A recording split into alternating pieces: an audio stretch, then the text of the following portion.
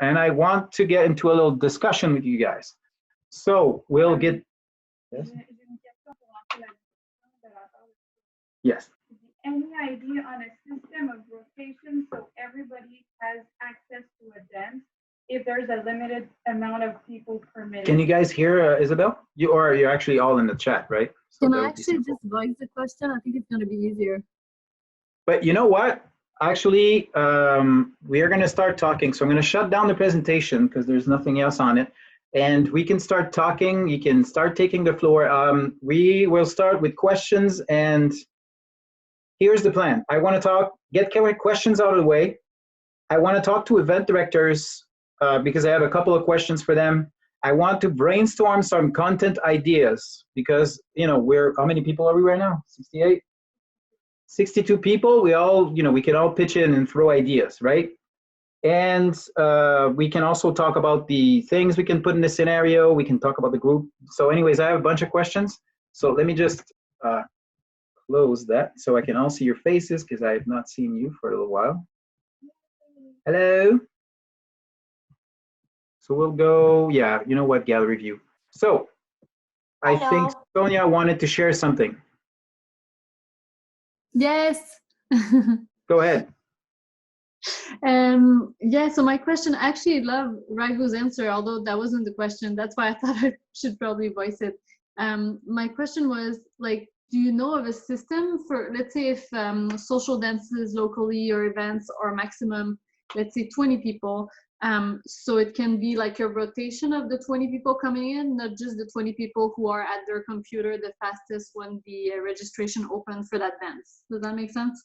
Yes, I'd say the easiest way would be to have a page that goes into scheduled moments. So let's say 2 hours at a time. So you can't book the whole night. You have to choose when you want to dance. And let's be honest, in dance events, aside from Tyler, most people will dance for about 2 hours, go for a cocktail, take a little break. You know what I mean? So you could definitely do something like this. I know Wix has a system that could work this way. I'll just go get a notepad because that's a good question and I can find easy answers for you guys. Give me a minute. Simon, est-ce que tu permets que je parle? Yeah, go ahead. So another way to do it at the beginning, while people are just getting used to social dancing, like Simon said, I mean, most people only will come in for an hour or two. The city of Montreal, for example, is distributing flowers, and they're just asking people to reserve at what time you're going to go, and you pretty much have your space booked up until that time. And restaurants are thinking of doing that as well. So I don't think that there's really a bad thing to say to people, hey, social dance, you would like to come, your reservation is from this time to this time, book your space online, pay online. So like that, you're also not handling cash, which makes it more safe for your staff, and go from there. Can be done very easily with even Eventbrite. I should have turned on video. Sorry, hi. Talking head. So Liliane is also a marketer in the Montreal region, by the way. So absolutely, I agree with you, Liliane. So fun that you bring this up because my challenge this week at work will be to find a way to take reservations for people to go to the restaurant within a certain time frame. So what I'll be doing, I'll check it out. That's why we want to have the group, because I'll get back to you and propose certain systems from what I found. I'll try to find the cheapest and most user-friendly ones so that I can share them so you don't have to all look for one. I can give you a couple of options, so look for that post on the group. Simon, if you have contacts within Happening Gourmand, there's a lot of restaurants that during Happening Gourmand, you book your time like in Open Table, and in Open Table it says your table is reserved for an hour and 20 minutes. So that gives you the 10 minutes to kick them out for your server to come by and say, hey, your reservation's over. They release the table, clean it, flip it, and the next person who has a reservation after comes in. Mm-hmm. So social dance could work that same way too. Exactly. It would be amazing if the phone would actually give you a notification, you only have 10 minutes left. That would just make your life so much easier, not having to keep up people. I think people will respect, most of them will respect that. Those who don't, they're easy to pinpoint. Yeah. Good. Absolutely. So David is saying something about the Crystal Ballroom. You want to take the mic and explain that?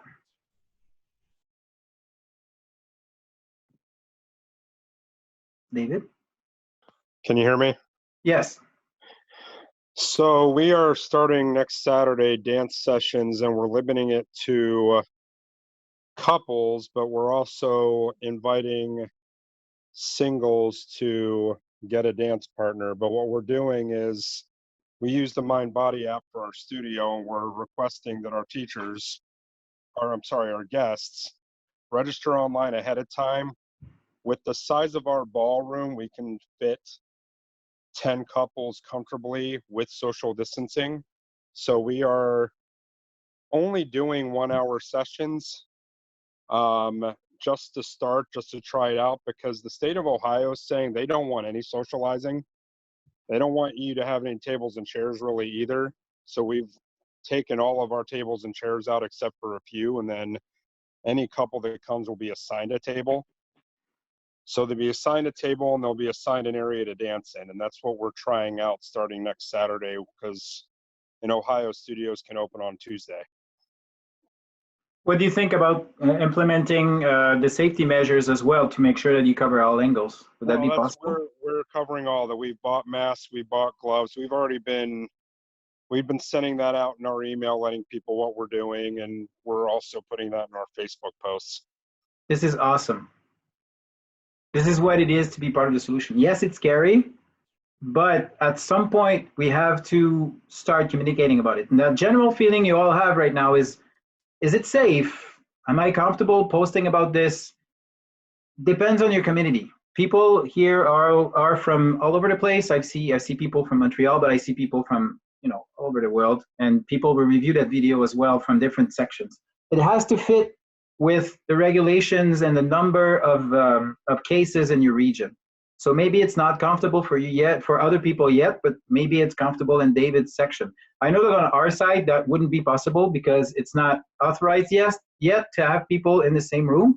But I know that, as soon as it becomes possible, we'll definitely start communicating about it. And we'll start really small, very controlled. I'll have all of the safety procedures and be very thorough about making sure they're enforced so we can create that safety. I know it's not super comfortable, but we have to start getting there slowly. Good job, David. I really like what I'm hearing. Yes. Policies at events. What happens if hired staff show symptoms or have temperature? So policies at event, actually, Steph, could you ask that out loud so that we can get people's input on it? I really like what I see. Sure. So I just asked, we were talking about politely asking people to leave if they show symptoms or have a temperature, but what are we going to do? What are event directors or other people going to do if their own staff or pros that they've hired show symptoms or have a temperature? And then, I've seen before that someone will say their symptoms are just the common cold or allergies. And in some cases, that's true. I get bad allergies in the spring and such. So what do you do in those cases? Well, this is where we have to install that feeling of safety. Pros and event directors have to really get into a procedure that's going to be okay for both sides. So that's going to be the hard part. That would be just a recommendation or an idea on my part, but I'd like to hear event managers say what they think about this before I say more.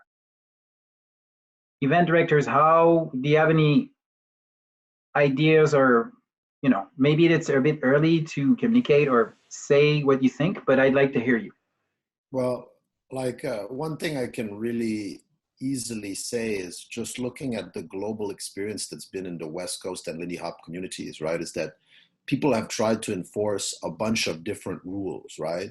And, one of the things that, happened over the last years was for instance, the problem with certain members of the community who had done certain things that were reprehensible.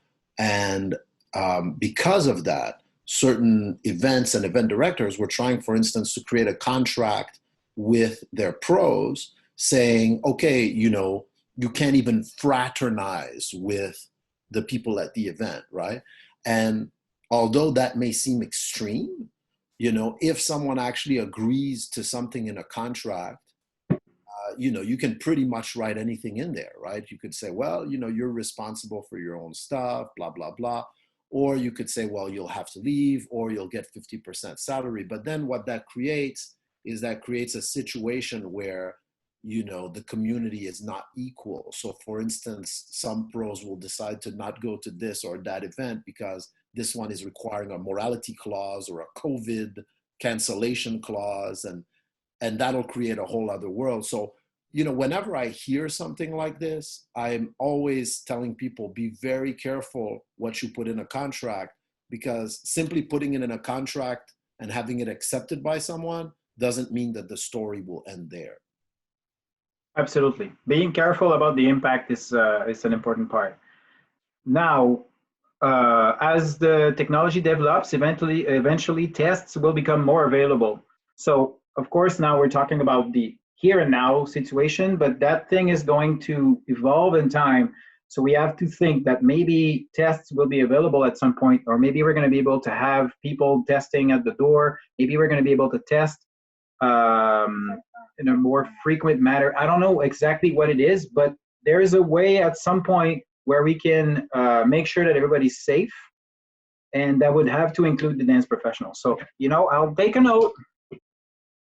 I don't think we have to decide what this is going to be, but this is part of the challenge of the situation. What do we do about pros? What do we do? Because their own safety is there as well. I mean, if you get sick and you can't travel anymore, that's kind of sucks, right? Well, for me personally, if I'm attending an event and I'm not allowed to go if I'm showing symptoms, even if it's just allergies or a common cold, I would expect the event directors and the staff themselves to adhere to the same rules. And the thing is, I understand that people have allergies. I have some myself. Some allergies turn into a cough because you're going into anaphylactic shock and you're walking around coughing, but you know it's just really bad food or hay fever or whatever. But at the end of the day, you're coughing, you shouldn't be outside, because even if you think it's just allergies, you still may be a silent COVID carrier. And then I don't find that's fair for people at the dance to feel unsafe because you're coughing and you think it's one thing, but your body's like, no, you have the virus, my dear, and allergies. So for me as an attendee and as an event organizer, my staff, you are bound to the same standards as anybody who's trying to attend the event. I'm trying to create a safe space, so you got to go. All right, man. I like the way this is said, because it's not about creating a distance with the pros at this point. Everybody has the same standard. The event director is sick, go back home. Mm-hmm. So which means in the operation part, maybe we should plan for what happens if the director gets sick. Alternates, just like finals, you get alternates. Alternate director. The sheet on the wall. Yep. Alternate pros, I love it. Alternate everything. Alternate everything. But just be mindful that throwing someone out of an event, it's them not getting to spend money. But throwing a pro out of an event is them spending money and not, getting paid, right? So that definitely has to be part of the conversation. How can we make sure that it's safety? There's a little bit of a safety for the pros. I mean, this is for the time being, because this is not forever. This is for a certain period of time. So how can we make sure for that period of time that there's something solid where we can, hold on, I just want to check the chat. Okay, yeah. Kay, I think you should probably share that to everyone if you can. I think that's pertinent. So what I said is that I think we need to be starting from the core of what we can do safely and build layers out from there in the direction of the things that we value as a community or our market wants to see, in the ways that are most attached to what we want to put back, but starting from that core of what is safe to be doing, rather than thinking, what did we used to do and how do we modify that to make it safe for our current circumstances? This is too different from where we've been before. There are too many things that are different. So for example, right now, it's safe for me in my own home to dance with my husband because the two of us have not talked to or been near anyone else in weeks. The modification from there would be, maybe we could do something like that with to other people. We can expand from that central piece. But when we start from what's the event we threw last year, and we try to just modify from that, or what's the dance we used to hold at our venue and modify from there, I think we're always going to be in a situation where we're not getting to the piece that's really safe, and we're always producing something which is less than what we wanted to be doing, rather than better than what we had been doing. I think we want to be in growth, not creating a shallow, like modified version of the thing that we used to have. We don't want a shadow event. We want a growth event from where we are right now. So that comes back. Thank you, Kate. That was super pertinent. So I'm just going to applaud for a sec, because yay, this is why we need community leaders in that conversation. But just saying this, it links back to what I was saying about adapting your brand and your organization to the new normal instead of trying to do the same thing we're doing. Phrase probably better. Thank you, Kay. Good job. Andrew, you wanted to say something? Yeah, I was actually gonna, Kay, you kind of went exactly where I was gonna go. The reality is, and in this situation, is we have to make sure that whatever product we are providing, obviously the safety is first. So the challenge of the cost, the challenge of the pros, the challenge of this or that, I think the contracts will have to change. I think maybe you end up having attendee contracts as well, because there's going to be liability issues tied in with this at some point down the road, possibly as well.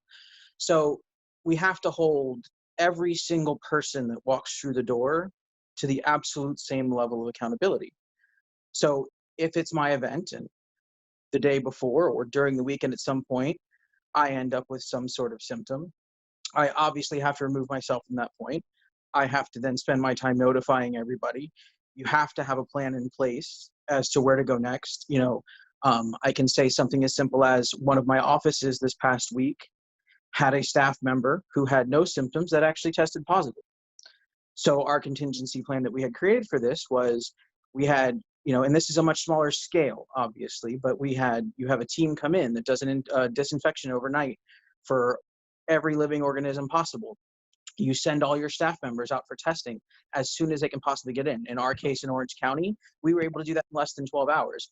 Every patient that had been in the office for the last 14 days had also been notified that this was the situation and this is where we were. So they were able to go get tested as well.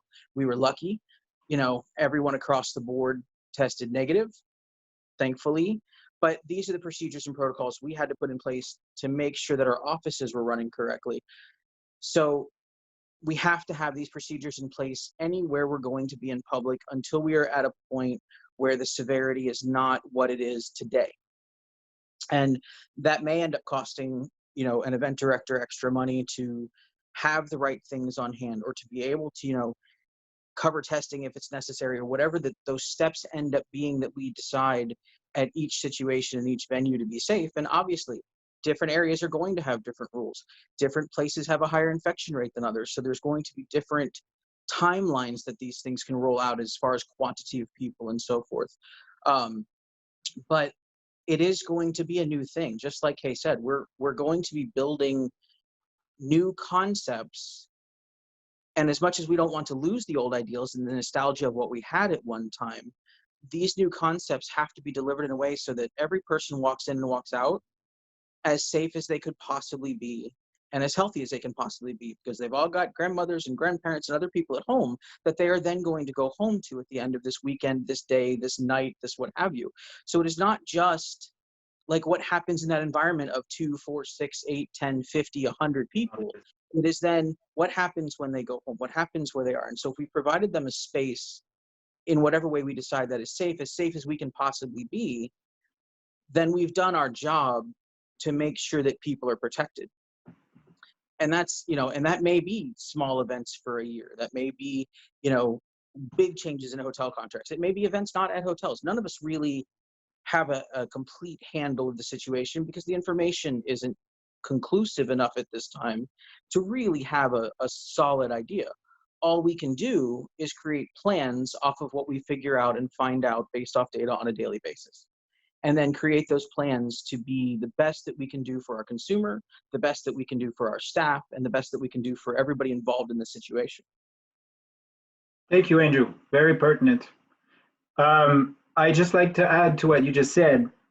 What we're talking about here is not only for dance. This is going to be the reality for everything. You want to go to the restaurant, you have to book, right? You have to follow those procedures. People become responsible for the individual responsibility socially, right? So it's not only, I know it sounds weird now, but it's not something that's going to be like entirely new to people, because it will be for everything in their life for some time. So it won't be as weirdly inputted in there as it sounds right now in that discussion, right? So Andrew, absolutely. Glad to hear about that story about your workspace too. Dana, you said something. I'd like you to, say it over the mic for the people in the back. That'd be nice. Hi. I noted that one of the things we need to think about, kind of responding to Kay's comment about we have to go from safety first. We also have to think when you use the phrase like what is our brand, that is something that is actually not about dance. Our dance communities, our dance careers, our dance professions is an activity that for each of us in each of our communities has a purpose and a definition that goes deeper and more expansive than dance. And so it has historically existed within the dance context, but there's something else that we're actually in the business of. That dance part has gone away temporarily, maybe a long time temporarily. So I actually was going to mention Sonia, for example, because I know her work really well. And even as her career evolves, including dance, her work is actually about freedom and what does it mean to be free as a person. And all of the activities that she does, dance or otherwise, is actually about freedom. So when you look at what is your job right now, it's about finding ways to connect with freedom.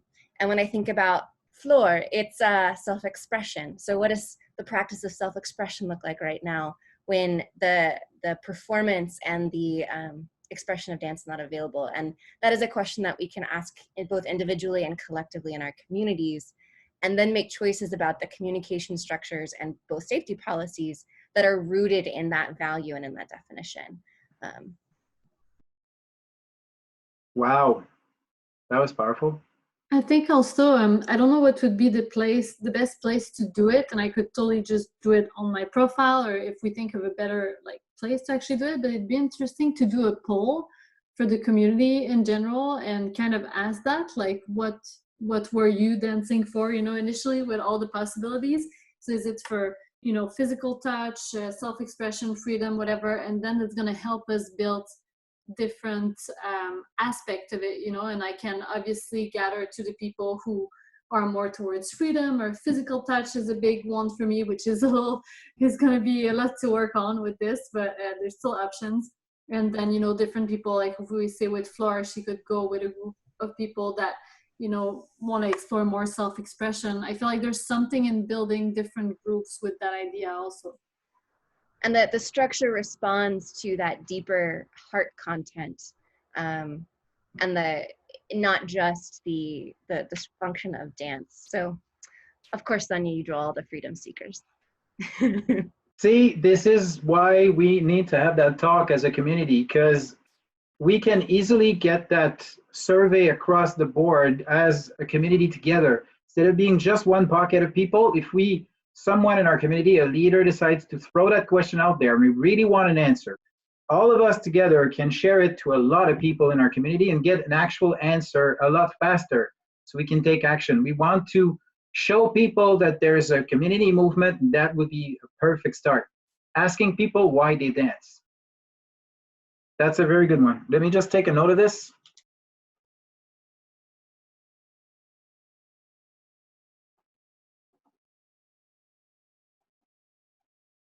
Should that be an open question?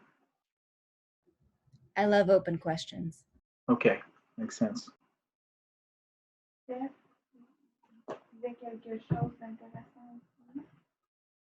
Hold on, I'm just going to check on the chat. Isabel keeps making sure that I read the chat to make sure I see everyone's comment. Steph, you bring an interesting point directly linked to that. Can you take the mic again and explain what you're thinking? Sure. So I guess I'm coming at this from the perspective again of just someone who participates in these events. But before I was focused on the points and the competition aspect, and also meeting new people or hanging out with people, and building the my sense of community there.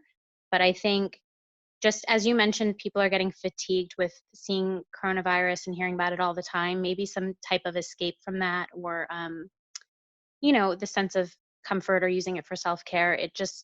My motivation might change, and so I would probably look for different things than I had before on the agenda or otherwise. The word escape is very interesting. Okay, took a note. I'll see what I can share about this. I need to put some reflection. I like that. It all goes back to that question we can ask the people, right? Good. Anybody else has questions? Because I do have a couple more questions in the back of my mind before we stop, because I think we went a little bit overboard, but everybody seems to be invested in this, so I want to push the conversation to its maximum. Any questions?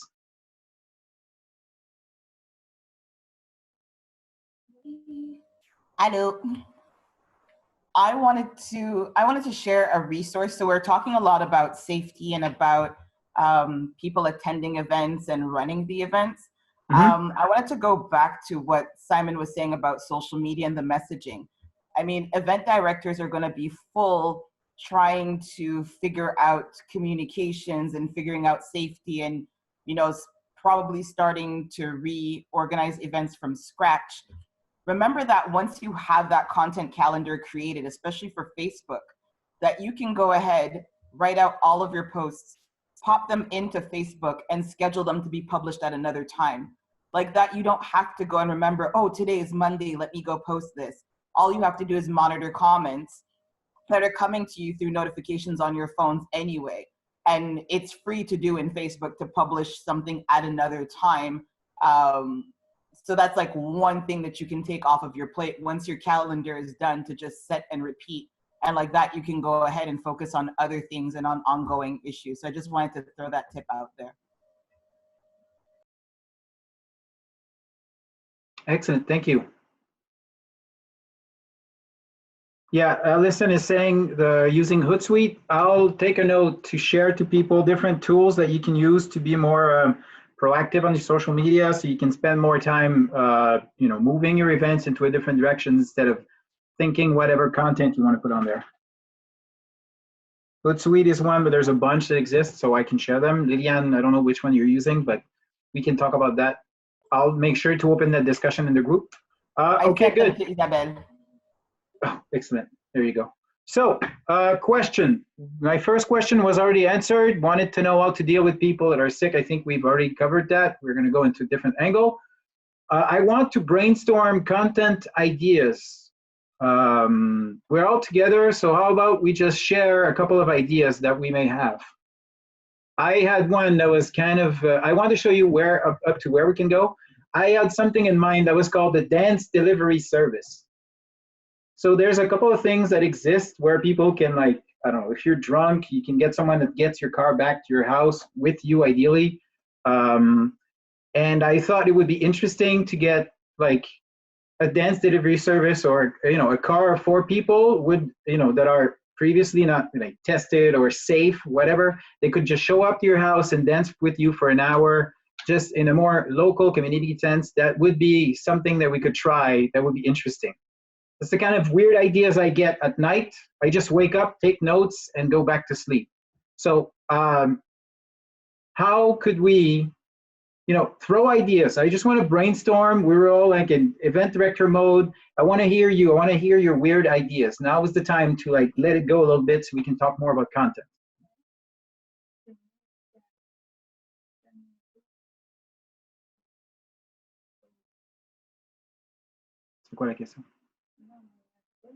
I don't know that I have a specific idea, but when you said that, what I really liked, and you were talking earlier about not selling also and everything, and probably because I'm in the place where I've just lost all of my income, so it's been more on my mind, like I need to eat. But thank you, It's Canadian, relevant. for taking care of that for a little while. But I like when you say that idea. I'm like, oh, okay, actually everything is possible when we stop thinking about it as a business. You know, like it doesn't have to be a business or income, and it's probably not going to be for a while. Like even, you know, maybe being even would be a thing. But yeah, from there is like everything is possible. Like dance delivery is awesome. I'd get people out of my house. I'd go to someone's house, just meet in a park and dance. You know, I like what Raghu said about having a kind of like 2 dance with the same partner, you know, instead of 1 dance we normally do in West Coast Swing. So 2 dance with the same partner, wash hands, do all of your cleaning stuff, then you can switch partner if you want, or having a rotation on and off the dance floor, depending on how many people are available. You can all come to my place, but I'm leaving my place on the 1st of June, so you need to come soon. What are you doing tomorrow? I'm there. Come at night after 6. I'll be there. Awesome. Okay, good. By the way, guys, I've been doing things like this with brainstorms for a while. I am not uncomfortable with silence when I ask for brainstorm ideas, so I can just trigger it a bit differently. If we talk about videos, Jerome, I don't know if you're still in there. Jerome, you did something awesome. Maybe you can just talk a little bit about how the idea came to you and what, you know, maybe that could inspire people about some little projects they had in their mind to just share it. Maybe you don't want to share because you want to be the first one to do it. That's also something I'd be okay with, but you know, just we can kick the conversation. Jerome, are you still there? Jerome? Hang on, he stepped away for a second. I'm gonna see if I can grab him for you. Okay, so I basically caught him while he was going to the bathroom. All right. This is a new normal problem, by the way. People coming to meeting, you know, shutting down the camera just to go pee. Well, maybe Some meetings I've been in, they just decide to open everybody's camera and microphone at some point, and I'm like, this is a bad idea. Don't do it. Don't do it. I don't recommend it. A lot of people stopped wearing pants a long time ago. Oh my God, don't do it. No, don't.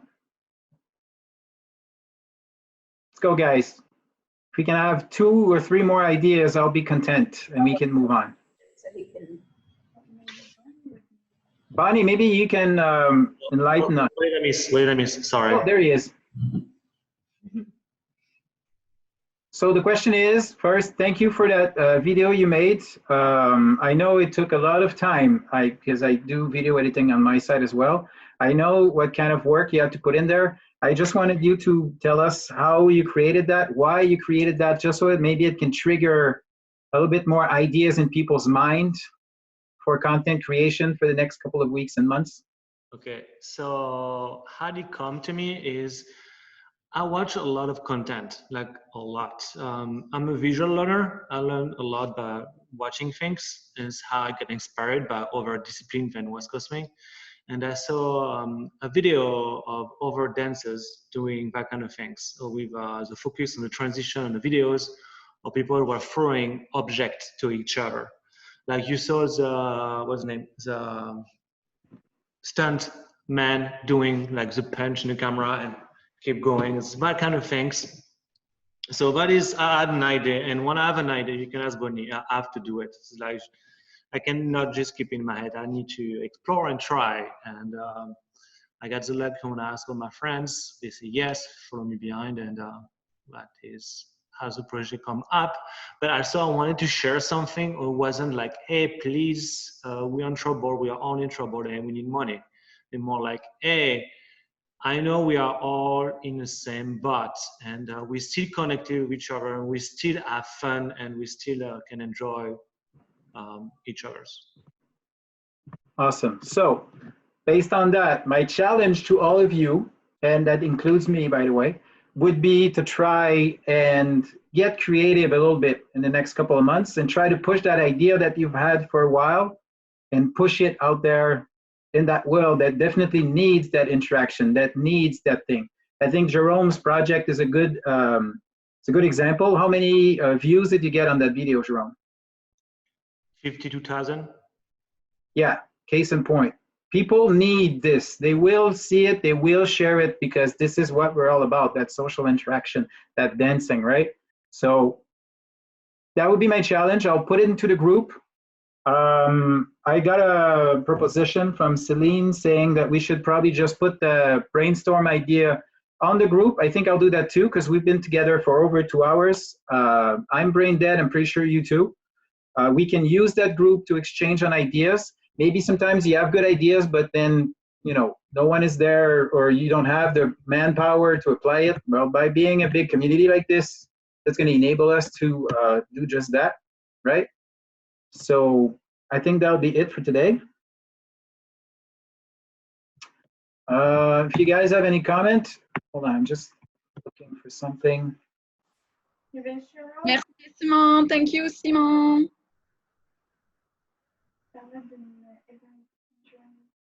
Event what? Event insurance for Who's? COVID. Qui ça? Cheryl. Cheryl, you mentioned something about insurance. Can you extrapolate a little bit for us before we go? Yes, good. Hi, I don't know if there's a way that maybe somebody who's in the insurance field could look at maybe creating some insurance for dance events for the event directors, to cover their staff, to cover the attendees or something like that. If somebody gets, you know, sick with COVID kind of thing. So I know, you know, we have insurance for fires and theft and everything like that, but I don't know if anybody's in that line, but in my mind, if there's so many people of us that are running events and there's so many thousands of dancers out there, this might make an attractive niche for some kind of insurance company. Just an idea. I like that. The world is changing. Maybe that's going to happen. John, you wanted to say something? Yeah, so I just want to like, for other event directors that are there, my team and I, what we decided to do for Liberty Swing on the weekend of Liberty Swing is we're going to show the best of Liberty Swing. We're going to make it a live show. It's going to be free for everybody. I'm going to pick my favorite moments that have happened. We're going to show all the winners from 2004 all the way through. We're also going to do a contest where we're going to ask some questions about Liberty, and the winners are going to get tickets to the next Liberty Swing, just to kind of get people interactive into like a survey. So I've got the team that's working on that, and it's just a way to kind of keep the event and you know, and just to share memories of what has happened before. And you know, because we know we can't be all, you know, in one place that weekend. So that's just an idea that actually my dance partner Jessica Cox came up with it. Her and I were talking, and I was just kind of a little down about Liberty not happening, and she goes, why don't we have, because you know, there's a lot of events that are doing virtual, and that's great, but I don't necessarily want to charge people. I just wanted to do something that weekend that still made me feel like I was at Liberty. So we're going to do Friday, Saturday, and Sunday for like 2 hours, and we're going to show videos. We're going to do interviews. We're going to have some of the pros getting interviewed, and we're going to have an MC. So it'll be like a little mini live virtual Liberty, but just with all the competition from previous years. That's nuts. Count me in. I'm going to be there. That's for sure. Yeah. So oh, there's so much good stuff that happened there. Yeah. So it's just, you know, a good way for other event directors to think about doing something like that. I hope it gets you guys thinking. I love what I'm hearing. This is how you give that, you know, that you feel the need that people have for that social interaction. That goes more into the feelings like of the past, but this is absolutely fantastic. So I'm glad that you shared that with us, John. Thank you very much. And it's very creative. Yeah, Isabel loves it too. Anybody else wants to share something? Kristen Shaw is going to do a lot of the video work, so thanks, Kristen. Of course, that's what she does. Thank you. She's part of the team, so I'm actually happy. I just told him to underpromise and overdeliver. I was like, why are you promising all this? On that vibe, we're actually trying to put together a mini online CSC for singles, duos, and groups in a couple of weeks. We got a few requests for that kind of stuff, and We've been doing a Friday night show for the last couple of weeks with some live music on there, and some classes and interviews of different people in the community. And so we're going to be trying to put that together. I don't know how it's going to turn out, but we're basically doing an online contest with 3 categories: singles, duos, and groups. This is amazing. I can't wait. See, I think this can get people excited. Good job. So I just shared in the chat the group. The group name is called The New Dance Normal. I'm going to be sharing all of the tools that we've talked about today. I'll share the presentation as well. And that video was recorded, the whole presentation. I'll segment it so we can get first part, second part, and commentaries at the end, so that it's easier to reach out for, because maybe you don't want to spend 2 hours watching the thing. Maybe you want to see it in different parts. If you want to refer it to your content managers. And that's pretty much it for me. If nobody else has anything, I thank you for assisting. People are asking for your PayPal. PayPal. What PayPal? What do you mean? Post your PayPal on the group. How do you do that? Can someone, I've never, what? I can help you with that. Okay, I'll post whatever you're asking for on the group. Just know I'm doing this for the dance.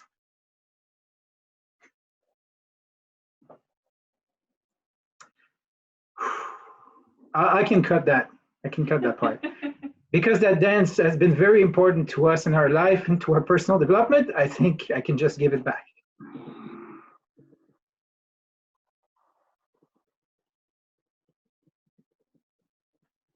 Oh, shit. Oh, Why thanks, do you get so many Mom. Thank options? you. Good. Look at all the information on the group. Thank you for being there, and reach out to me if you have any questions. I'll be available as much as possible. Thank you very much. Merci. We're in this together. Merci. Coucou. Stay safe, everyone.